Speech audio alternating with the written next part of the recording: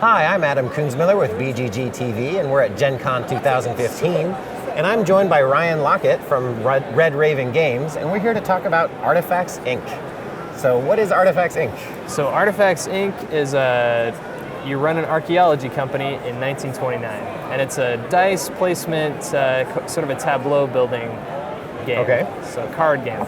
So, the way it works is everybody has their own company, and they start out with sort of these assets. You've got a couple expeditions and a few adventures, so the dice represent your adventures. Okay. And then everybody takes turns, and they'll roll the dice. So go ahead and roll those 3 dice. Yep. So those are your adventures. And now you're going to send them to do stuff. So the goal of the game is to become the most famous adventuring company. Archaeologists. Yep. Indiana or Dakota Jim out there. Right.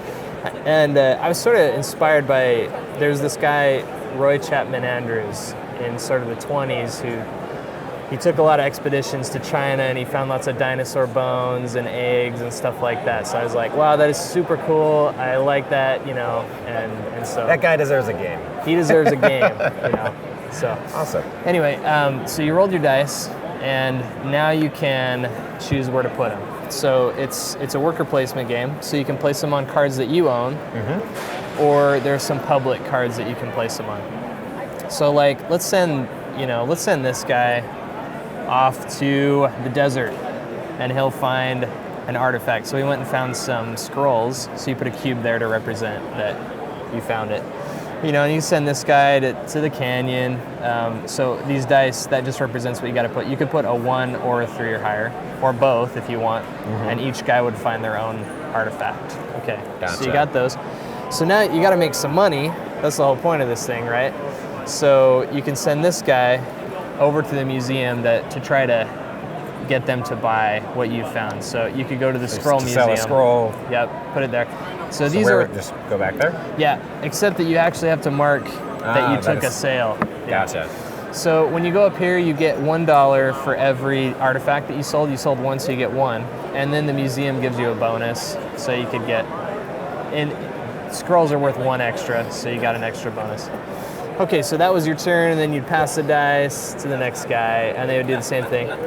And the one thing I didn't talk about yet is you can buy stuff so that you can make your company more famous. We can evolve our capabilities here. Yeah, so these are all the cards you can purchase.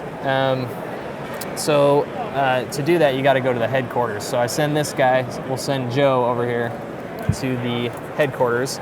So now you can buy any of these, and you just got to pay the cost. Sometimes they cost a scroll as well. So hey, let's buy, I don't know, how much money we got here? $5. $5. What the heck? Let's buy the diving suit. That looks cool. So put that right there. Yep, like that. Now when you buy a new card, you have to place it either in this row or the row below it. So it's got to go in one or the other. But you will only ever have at most 2 rows? Yeah, 2 rows, and that's important because some cards give like stuff for being adjacent to other cards. Yeah. And now one cool thing about this game is each card has a level 1 side and a level 2 side. So if you ever want to get to level 2, you go to buy again, and then you just pay the cost again to flip instead of taking from the market or what have you. Yeah. Yep. And slowly you keep going, and you mark your fame as you go. Once you get to 20,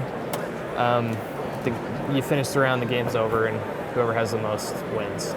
So it's a race to 20 fame to trigger the end, and then the winner is whoever has the most money? Whoever has the most fame. There's an end game fame thing. So whoever fulfilled the most on each museum gets an extra. Gets a bonus. Yeah. Great. And then there are a few other actions, like you can go here and get money. You can go here and go diving and find these like diving artifacts. So this is all for diving, getting different artifacts as you go. And it gets harder and harder as people take them. So it's a very quick game. I play in like an hour, but it's cool because you can focus on different things. You can go try to get lots of artifacts, or you could focus on diving or all that kind of stuff. Great. And how many players does it support? 2 to 4. And is this available now? Coming soon? It is. It'll be available in August. So kind of keep an eye out. Sort of the end of the. Well, thanks, Ryan, for showing me Artifacts Inc. Yeah. Thank you. All right.